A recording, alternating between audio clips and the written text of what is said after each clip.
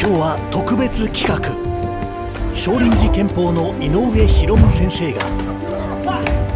国際松濤館の金沢博一宗家との思い出を語ります。若き日の井上先生は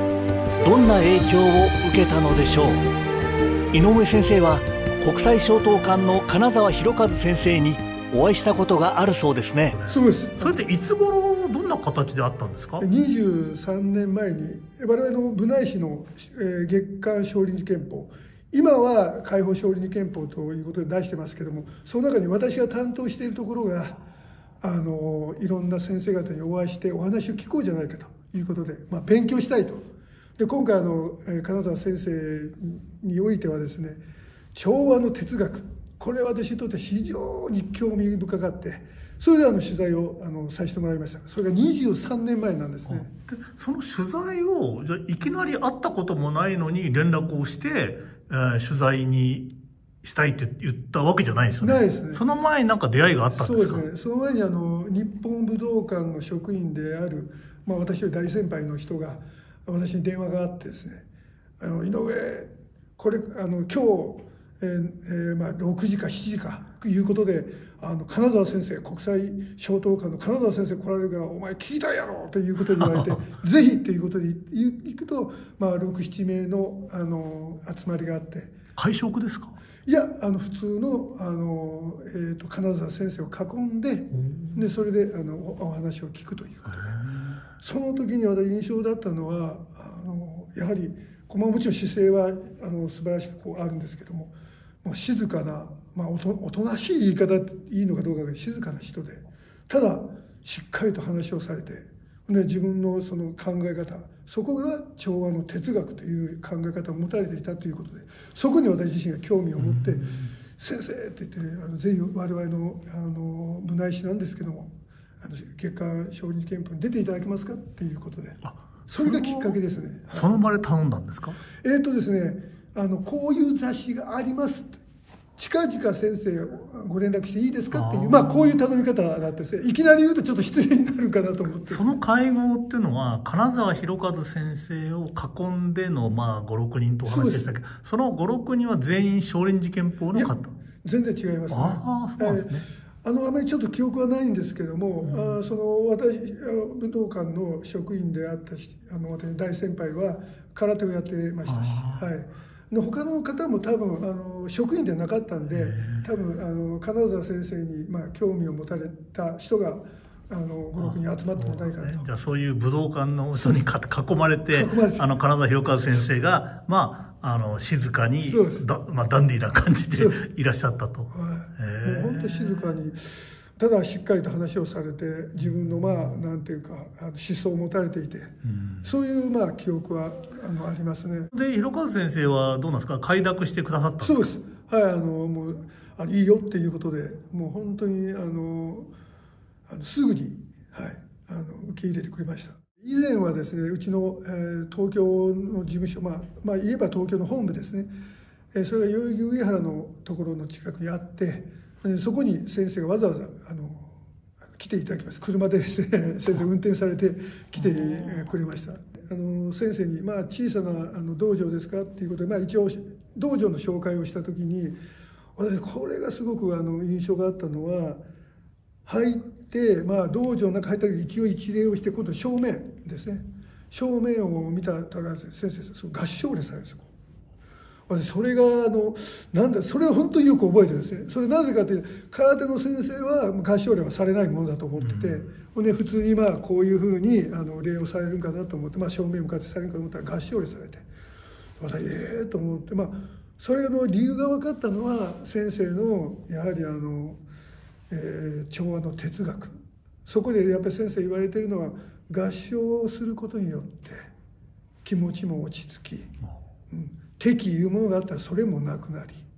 でニュートラルですかね、先生そういう言葉は使わなかったと思うんですけども、心が落ち着いて敵意もなくなって、相手としかも調和ができると。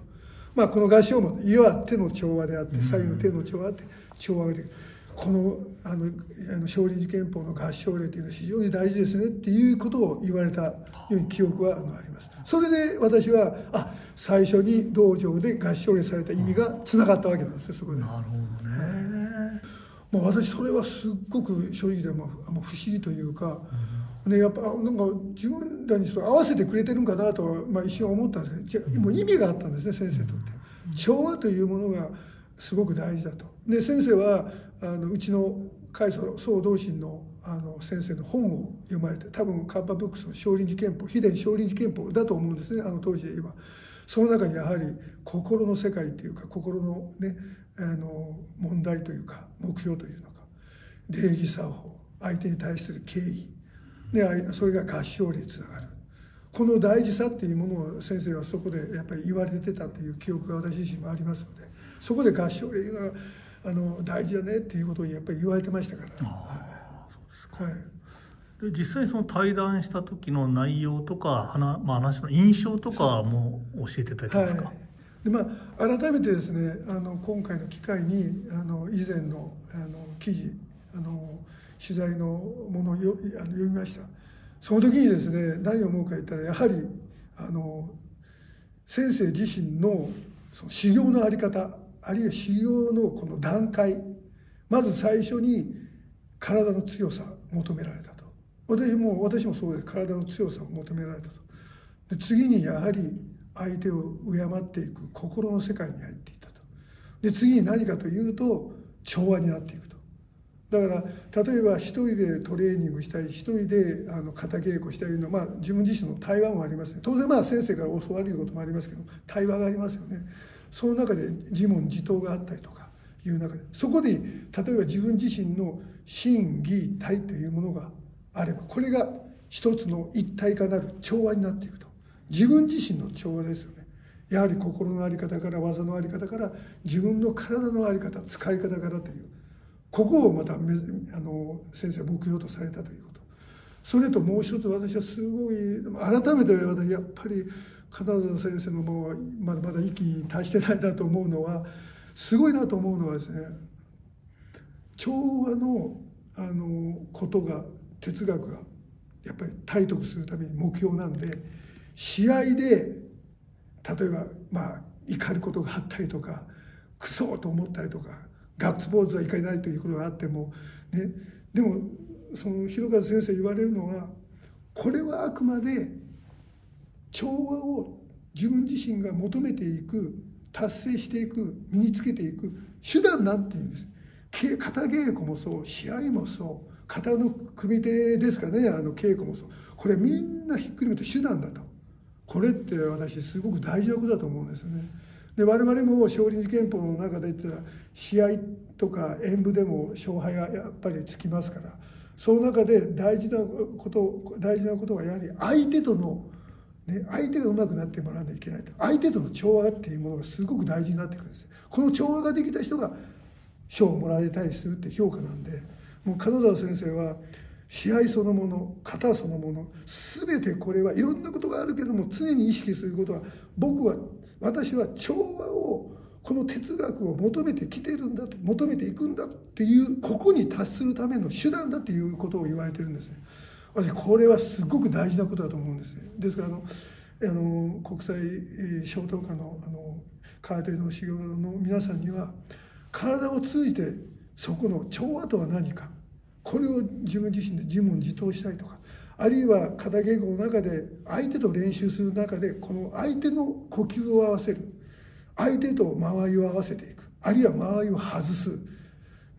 相手との関係、この中の調和っていうものをどういうふうに考えていくのかという、これはすごく私は修行の中で大事なことだと思いますので、ここを大事にされて練習をする。例えばうまくいかなかった悔しい思いになっても、いや僕はそこではこれはあっても、ここに相手との調和をどういう意味で捉えるのかと、私ここは大事だと思います。ですから金沢広和先生は調和の哲学にキーワードを置いて目標を置かれたっていうのは、これはすごいことだと思ってですね、本当にですね、今回改めてそのインタビュー記事を読んだ時に、これ初心に戻らないかなと私自身が思って、本当に思いますよ。私調和というものをもう一回考えなきゃいけないと。このマークだって我々のところも健全一の心、体と心、力愛不に力と愛っていう、みんな相反するもの、調和のことを言ってるんです。自他協楽、自分と他人、もう調和です。相反するものの調和を言ってるんです。このマークも調和ということを意味してますから、調和ということが大事さって、私は改めてちょっと金沢先生のその考え方っていうところにですね、もう一つの目標にして私もその修行していきたいなと改めて思ったというのが正直だなと思います。よろしくお願いします。井上先生、ありがとうございました。実は今年